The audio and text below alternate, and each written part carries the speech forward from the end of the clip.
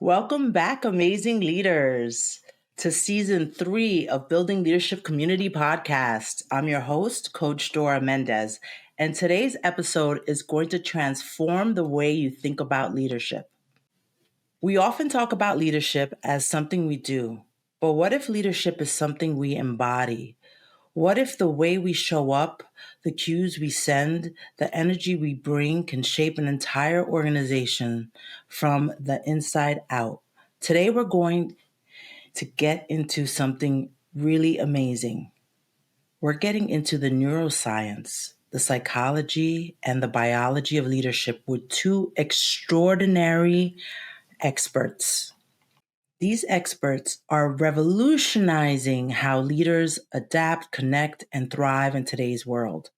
Our guests are Dr. Christopher Eaddy, a leadership psychologist, NLP trainer, and founder of Rapid Change Group, and Lisa Oborne, a licensed life coach and leadership practitioner whose heart-centered approach bridges the shop floor to the executive suite. By the end of this conversation, you will walk away with practical tools to become more resilient, more adaptive, and more authentically present as a leader. You'll understand how to close the gap between intention and impact, and how to lead not just from your head, but from your whole being. This episode is an invitation to embody leadership at the highest level, with clarity, authenticity, and transformative power.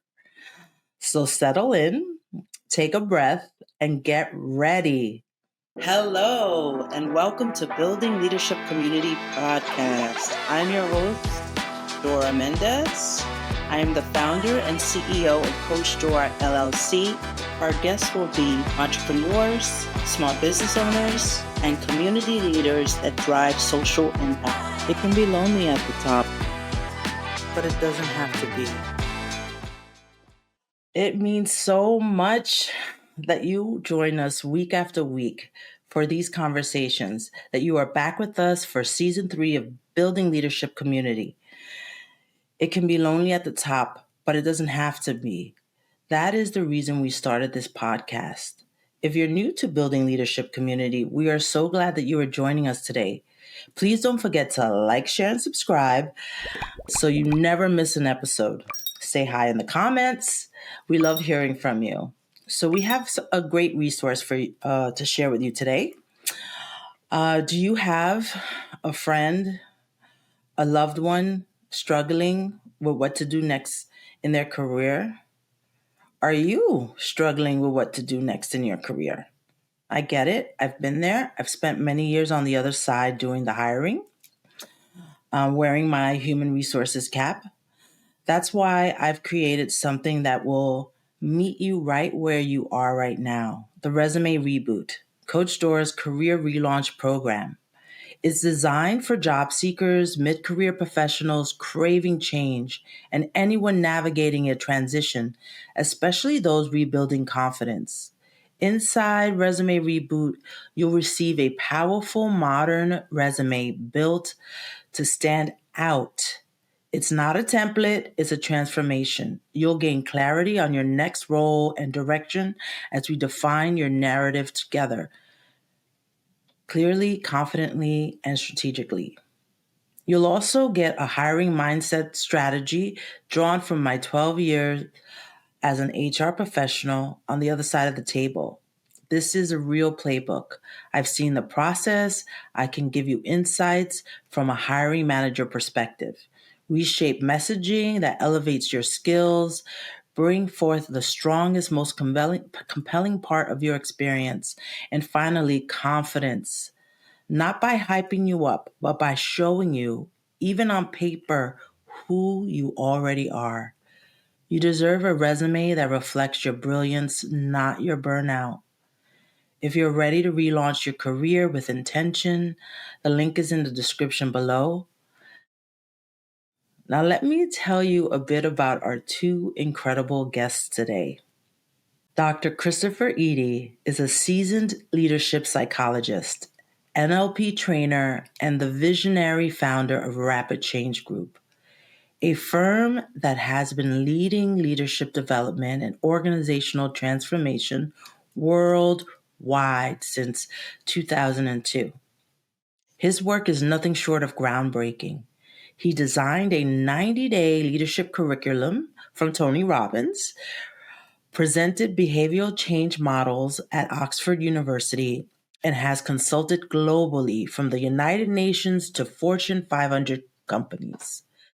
Christopher's latest initiative, Cues for Leadership, brings cutting edge insights on neuroscience, positive psychology, and what he calls the biology of business to help leaders embody resilient, adaptive leadership in real world settings. Joining him is Lisa Oborne, a licensed life coach and leadership practitioner known for her practical, heart centered approach that connects every level of an organization. Lisa's dedication to growth, authenticity helps clients bridge the gap between intention and impact, making leadership not just a position, but a way of being. Together, Dr. Eaddy and Lisa empower leaders to thrive through authentic, clear, and adaptive leadership, guiding individuals and organizations to transform from the inside out. And today, they are here to share their experience and insights directly with you. Let's bring them onto the stage, and I'm going to hold for an applause.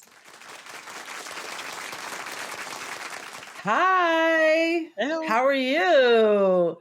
I am so thrilled that you're here. So I think I'm going to tell the audience a little bit about how we discovered each other. Yes? No? That would be wonderful. Yeah. So, Dr. Eaddy and Lisa, I'm so thrilled that you're here because this show is all about leadership. And you all reached out to me. You know, we've gotten 13,000 views on YouTube. We have a thriving audience across all the podcasts, the different channels. And I was so over the moon to learn that you discovered our little show and that you want to pour into our guests. And you all approached me and we had such a wonderful conversation. And it is so validating that what we're doing here on our show is backed by science. And so I'm just thrilled for our audience to learn about each of you, your stories, and I just know folks are going to get so much out of this. So who wants to start? Lisa? Sure, I can start. And I'll sort of share how I got into this and got into leadership. And you'll probably laugh when you hear about it, but that's okay because they're all connected, right? Nothing's independent of each other. And for me, it started with a coloring book. So we're going to think way back. And when we all started coloring and you think, oh, this is wonderful, and you color purple elephants with polka dots, and you're so excited that you've become innovative and wonderful. And what happens? Somebody taps on your shoulder and goes, elephants aren't purple. That's one of the first experiences that you have that shuts you down and starts to make you think, I'm not right. I'm not doing what I'm supposed to do. I'm wrong. We bring in that stress very early on. And I think that's an important thing. And it's something I realized very early in life as these type of things happen. And this is what sort of has helped with the leadership of realizing where are you stopping people as opposed to letting them be human and excel and grow and really bring that innovation. And it can be as simple as going back to that memory. How many times have you told people that they're coloring wrong? I love what you said about that. I've personally never done that, but I recall, I was a doodler in school and my son is a doodler. And it wasn't until I learned later in life that doodling is actually means you're thinking on many different levels. And there were people wanting to control and sort of like manage the classroom with so many students. And even though your doodling wasn't hurting anyone or doing anything, it was just something like the classroom management, Mm-hmm. like they wanted to control. So it's so interesting that you bring that example up. Right. So Lisa, can you tell us, is that how you started your leadership journey, and then how can you sort of segue how you connected with Christopher? Right. And sort of that's how I started, because I realized a lot of times, even when you go into a room, you feel that same energy, that lack of connection, just like you did with somebody telling you're not coloring right. You go into a team meeting, and it doesn't matter if it's virtual or in person. You can tell the minute you walk in that room who makes you uncomfortable. And that can be the leader, from the team members, everybody. And I got into leadership because I wanted everybody to feel heard, to get respect, to really feel like they matter, as opposed to this person's more important than you and everybody putting each other down. And I wanted to change that level of how people feel. And probably, I had got into that. I was doing that at the company I worked for. I was trying to get people to think differently, change the way that they think. Yes, on the side, I was doing it in people's personal life, but it was something newer in an organization. And I met Christopher at that company as well at SAP. He joined, and it was a wonderful thing from that level. And all of a sudden, we were working on a project together, and it was looking at changing the culture. How ironic. And everything just moved from there. And that was about a decade ago. It was been a wonderful. So what a great story. So you guys have been working together for 10 years. So Dr. Eaddy, can you share a bit about your leadership story, kind of like how it began for you? And it's a perfect, baton from Lisa to you with respect to how you started working together. I'd love to learn a little bit more about the genesis of Dr. Eaddy's leadership journey. Well, when I was younger, my way out of the situation that I perceived that I was in was education. And so I didn't stop until I got my PhD. I'm going to do whatever I want to do, like whatever comes to mind, I'm going to do it.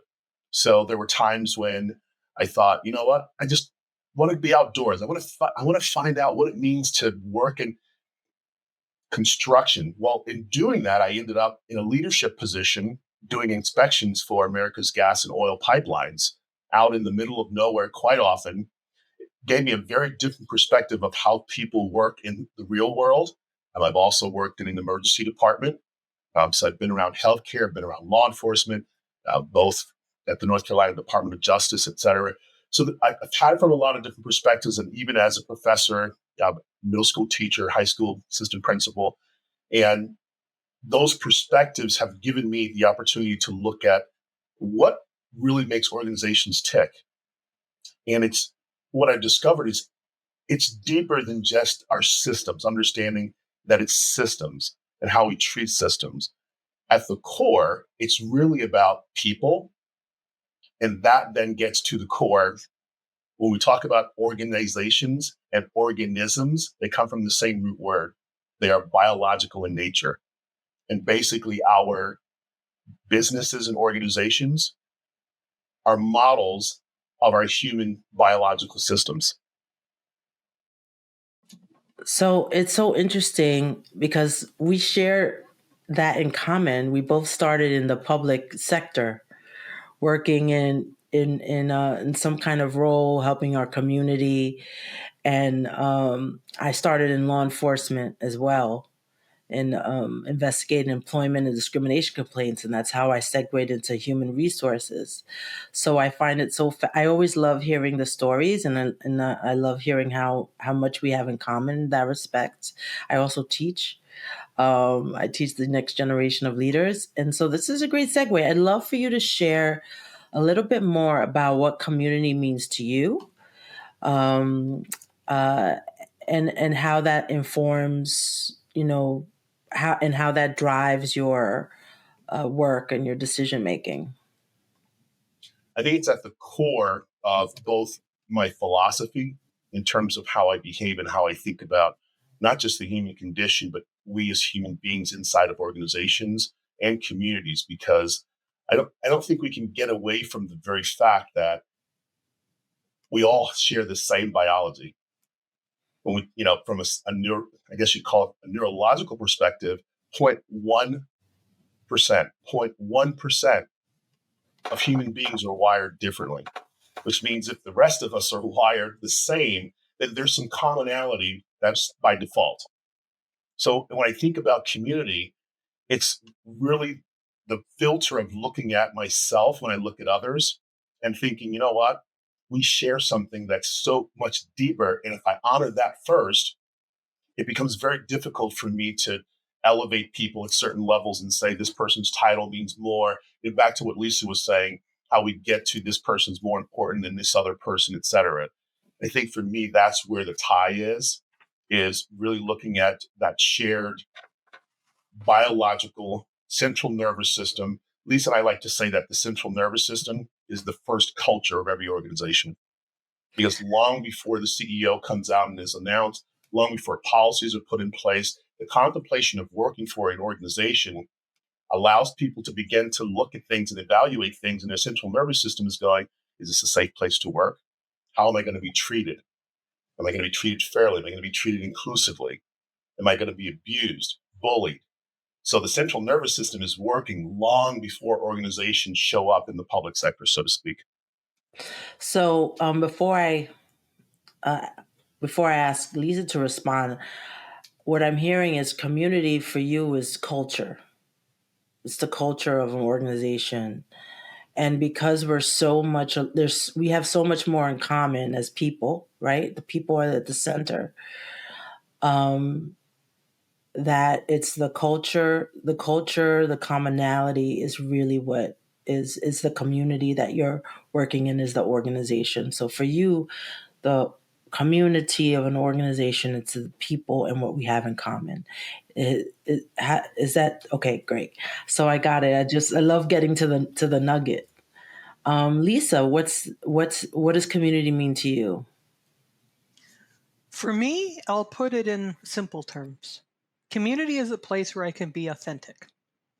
And there's no fear of being me, no need to wear the 85 masks and pretend to be something else to make everybody happy. Community for me is really that where I'm safe, where I have that feeling. And where it goes back to where Christopher talks about the nervous system. I'm one of these fortunate people. I know some other people can say it's not fortunate. If my nervous system is not aligned, I know instantly, because that's where, for me, dis-ease shows. I'm no longer at ease. I can tell I'm stressed, and some kind of something shows up, whether it's mental, physical, spiritual. I know right away if I'm not in the right community, because I will get disease almost instantly.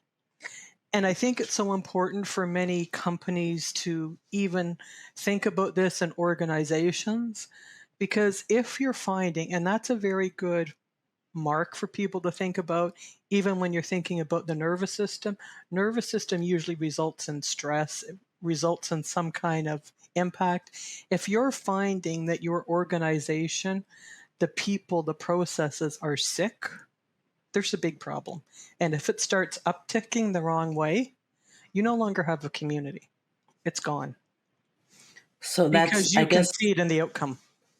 So I guess when you say sick, I guess that's like with the term like toxic culture comes in. Like the sickness would be like, that's how you would define like toxic culture. Right. But So, even with people, if you see, even from an HR perspective, you have a lot more people on sick leave, taking days off, taking holidays more than normal. It's automatically telling you your culture has gotten toxic. what I'm hearing, so community is something that we share together because we have in common. And then it's also a place where you can bring your authentic self. Yep. And so that's what I'm hearing from you. And and here, and at Coach Dora and at Building Leadership Community, we often say that authenticity is a superpower. But I want to follow that up because something recently happened where I had a colleague who had to unfortunately let someone go because they were in the community, they were creating a toxic factor, Mm-hmm. right? And they had to let the person go. It wasn't about like dollars and cents. It was really about like trying to stop the culture from becoming toxic. And the person said, "Well, you told us we need to be authentic." Mm-hmm. So I wonder if you can speak to, you can be authentic, but there's also accountability, right? You also have accountability. So you can bring your whole self to work and your best self to work, but you're still accountable.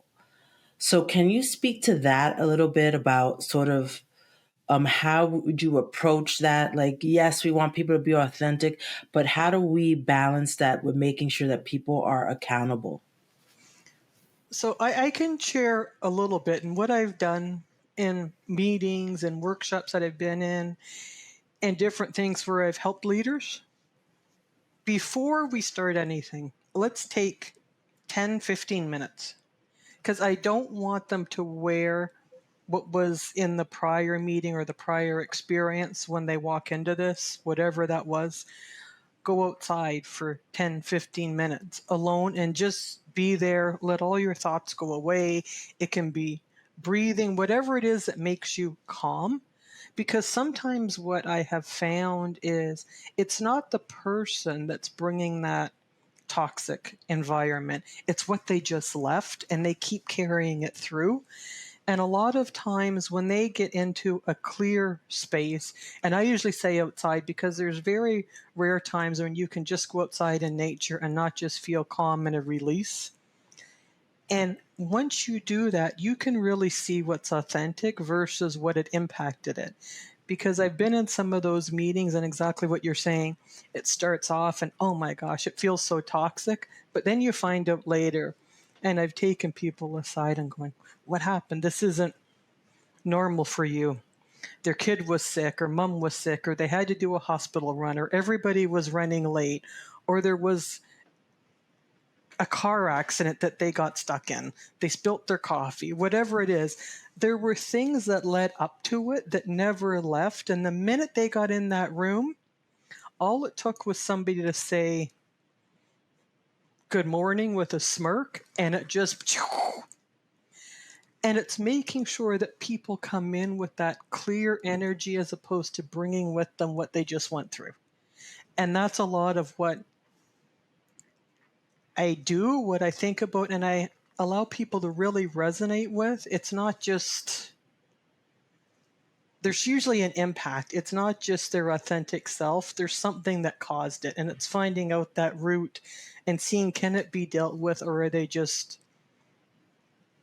normally miserable? So that's the whole intention versus impact. Mhm. Sort of the intention versus impact. So you can only really be your authentic self and kind of shed, whatever trauma or whatever, if you feel safe in a space, and then you can bring that forth and bring your best self. So, Dr. Eaddy, can you share your thoughts about accountability? Yeah, I think Lisa's right. That I think your conclusion is the bridge that brings it together, which is it really starts with intention. Because if you think about it, maybe biologically, when you have someone, to the example that you gave, inside of the human biology as we know it, when a cell, which is designed to have, it has functions, things that is supposed to do a certain way, it is supposed to behave. It's not an issue that that cell brings its intention or its authentic self to whatever it does, because if that cell has been damaged, it's doing its intention. It's doing exactly what it's supposed to do. It doesn't mean that its intention is good for the system. It doesn't mean that the intention is healthy for the system. And sometimes the cell has to be removed, which is obviously the purpose of excision and surgery, et cetera. Sometimes to remove those cells. I mean, obviously there's other kinds of treatment. So I think it's perfectly normal in a human capital situation from a human resource perspective that oftentimes when you have to let people go, if we think about our businesses or organizations biologically, these things actually begin to make sense. Now, obviously, we wouldn't want to do that with healthy cells, as in the layoff process, et cetera. There's got to be some alternatives because the human body does it differently as well. The human body does not say, hey, look, I like the community of cells down there in that hand, but I think we need some resources over here. So, boom, let's cut off the hand. So Yeah. oftentimes, and a tree never does that as an organism system, a living system. It doesn't do that either. So I think it's really important to think about our businesses biologically, and that's the perspective of the biology of business, is if we just think about ourselves, I mean, literally think about ourselves as the organization, how would we treat the cells inside of our body? We wouldn't put a Band-Aid on something that was miserable under our skin. We'd change something in our system. We'd build up our immune system or something. I kind of like the way you're framing it. I feel like I'm talking to Dr. House or something. Except you're nice. No, because I have this image when I was like all of a sudden like the graphic image of like our cells in our body came into my head, and so I always put things in terms of like pop culture. If you follow me, if you know me, I watch way too much TV. But I would love for you to tell us a bit about cues for leadership, like what because I know that's a new sort of like recent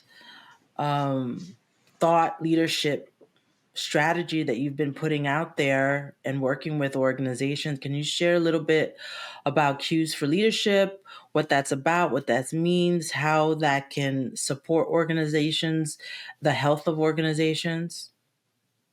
Absolutely. So from the biology of business is where it hails from, but it's also from the behavioral audit framework, which is treating a business like you would treat yourself going to a doctor, where the questions that you'd have to answer are either indicative of other things going on. So it really does give any leader an opportunity to really look at their organization like a doctor would look at not just what you're ailing from, but looking at you as a system, so to speak, to understand you, the organism. I think the bigger thing when it comes to cues for leadership is Lisa and I come from the same perspective. And I think we sort of bumped into that, sort of doing training kind of back into each other, like, oh, you think the same thing? It became easier to not convince people, but to allow people to discover their authentic self by showing them their biological self in a work environment. What that did was it allowed them to see themselves, how they fit into a system, how they fit into the organization, and it gave them a sense of purpose. And so the cue framework for us is about calibrating the system. What does that mean? That means your central nervous system is always looking, it's always interpreting. And sometimes it simply needs a reset. Lisa's strategy of going outside, that is a central nervous system reset. It's something that you do to calm yourself, something that you do to recenter yourself. So one of the things that we do is we help people understand that's not just rubbish. Now, we were very fortunate at SAP. They would give us time during the day, inside of the day, for meditation. And Can you someone would, share for our audience and our viewers, what is SAP? SAP is a very large ERP software company. There are times, it's right there in the third, fourth largest software company with all of the different assets that it has, et cetera. Very large organization, 100,000 person plus organization. And Lisa and I were working on leadership initiatives to transform. And literally what we discovered was if we're going to move through the transformation, not just from a technological perspective, it's got to be a people perspective, because it's got to be people first. Technology has never been first. So I love how you say like it's not just like woo woo, right? There's real science that back this, because a lot of people think when we're talking about authenticity and leadership, that those are like feelings, and that has nothing to do with driving profit or results or business or operations. So, Lisa, can you speak to how, these aren't just like concepts up here, or like they are real, concrete, result driven strategies, when you're looking through leadership through that lens, how there's real result driven strategies that help your business thrive. And I think that's a great question. And a big thing about this is, of course, I like to give examples, right? Christopher loves to give the science. I give it through examples. It's just how we match. And if you think about driving, which we've all done, what happens to you when you drive and all of a sudden you get stuck in traffic or somebody cuts you off? You get angry, and what happens to your breathing? It gets faster. You get tense. You kind of like change your whole posture. And if you were in that same room and you're in a meeting, take that same approach. You're in a meeting and somebody says something that's completely unaligned with you and it makes you mad. What do? You tense up, your breathing changes. It's usually quicker. It's not near as deep. You're stressed. It changes the way you react. It changes the way you respond. It changes the energy in that room. That can be proven because we've all experienced it. And we all go through that. If you're walking down the street and you're trying to get across the road before it turns red and a car cuts you off, what do? Same kind of reaction, right? You get tense. When you get tense, you change the energy. You make the wrong decisions because you're reacting on anger. You're not reacting on any facts. You're not thinking about it. You're not letting it go through and say, okay, what's good, what's bad, what's right, what do I really need to consider? You're not looking at facts. You're just looking at reaction. And that's what we consider to be normal. So when you're saying about the other's not scientifically proven as much, it actually is, because the minute that you slow down, you calm, you breathe deeper, which, for me is usually going outside. But the minute that you get rid of that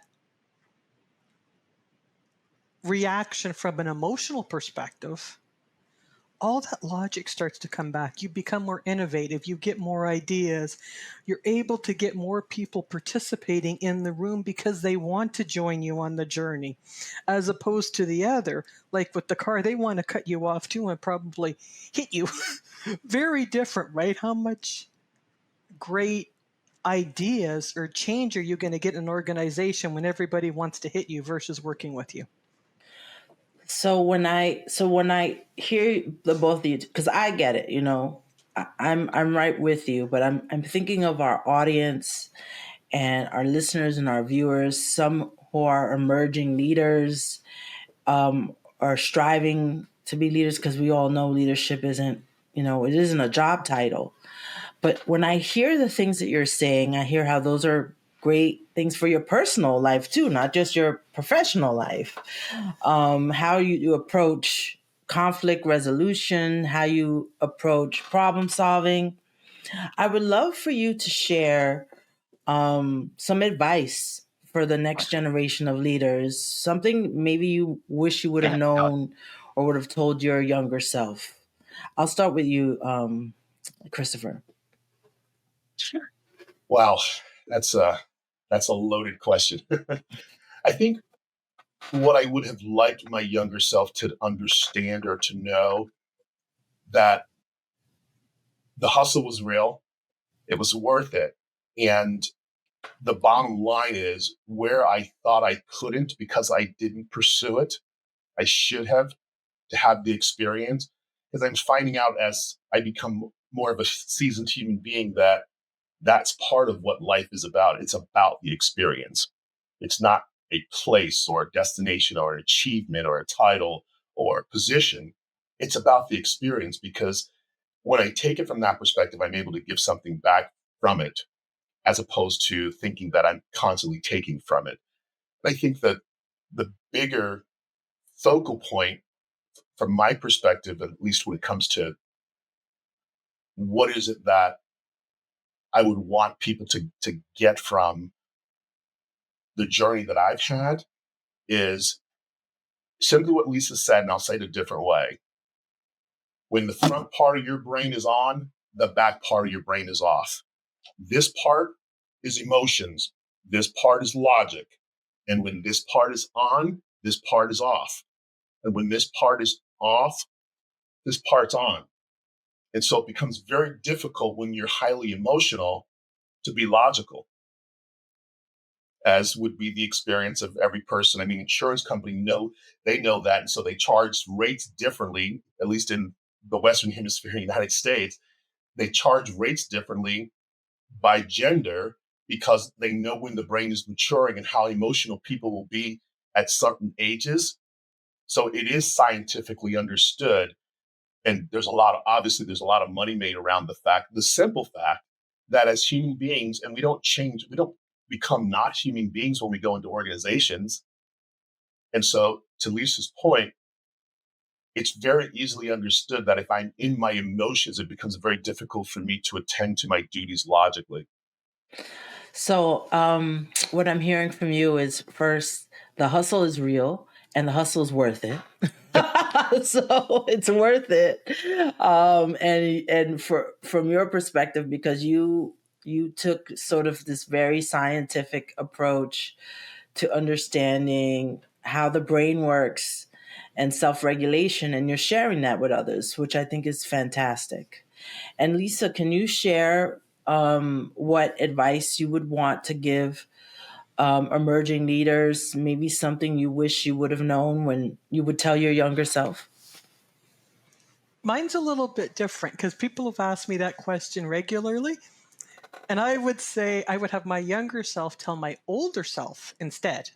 I reverse it because my younger self was patient. My younger self didn't want to be controlled by the hustle. My younger self wanted to stop, think things through, be logical, not run on emotions. There was a part of time I got caught in that trap.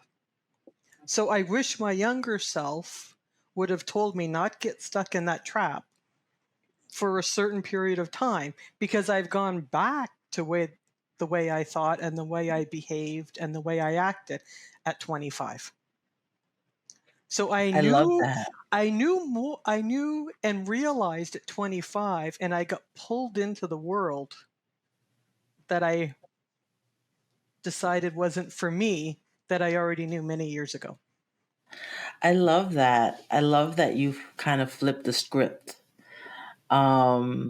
because we're always learning and we're always growing, no matter what stage we are in life. I really, truly believe in lifelong learning. And I love that you flipped it, that you call on your younger self to help you now in this stage of life, to really guide you. And it's almost like when I hear what you're saying, I think about how I was fearless when I was younger. Like, I would jump off 23 feet diving board with no fear. And now you wouldn't catch me up there, because now I have fear. I was fearless when I was younger. And I would love to bring back that sort of more risk-taking, I was so fearless when I was younger. And I think my younger self would tell my older self to take more risks. So Lisa, that is something that's a first for our show. And both of you, this is a first for our show, period. Just having two folks, a team, folks that work together. So can you share with our listeners and our viewers how you guys work together, how folks can work with you? What would you like our audience and viewers to to know about your work and how you guys work together? I think it's important for people to understand that their message is important. Your message is important. And so if you have a message and Lisa and I can help you get that message out, and particularly if it's congruent where, obviously the connection is what you're understanding in terms of the work that Coach Dora is putting out in the effort to understand community. If it's congruent with that, then just reach out to us. You can reach out to us at info@cuesforleadership.com. Both of us receive that email. Scheduling options. We do a podcast. And I can tell you, you have to pardon my voice, please. I'm recovering from an illness. We try to make it fun. That's our perspective with everything that we do, is that human beings learn more when they're having fun. And so just reach out to us. There's options for just quick conversations if there's something that we can give to you and you get on your way, particularly from a psychological or coaching perspective. We're not in that place where we're saying, hey, look, it's about business. No, we've gotten to that point in our life where it's about what can we do to help you be happy and then be grateful for that happiness. That's the ultimate reward. I want to thank you both so much. You've given us a lot to think about, a unique perspective for this show. I'm so thrilled that that folks are going to hear what you have to say. I'm going to ask you to hold on just a little bit as we roll our closing credits. I think we could talk forever. I could talk for you guys are so fascinating. I could talk to you forever, but we don't have forever. So hold on a minute, and thank you for joining Building Leadership Community Podcast. Don't forget to like, share, and subscribe. You've been listening to Building Leadership Community. Watch on YouTube at Coach Dora M. Listen wherever you get your podcasts. Follow me on LinkedIn, Instagram, and YouTube at Coach Dora M. Visit me on the web at CoachDoraMendez.com. Hosted by me, Dora Mendez. Produced by Dora Mendez and Dylan Rogers. Graphics, editing, and sound mixing by Dylan Rogers.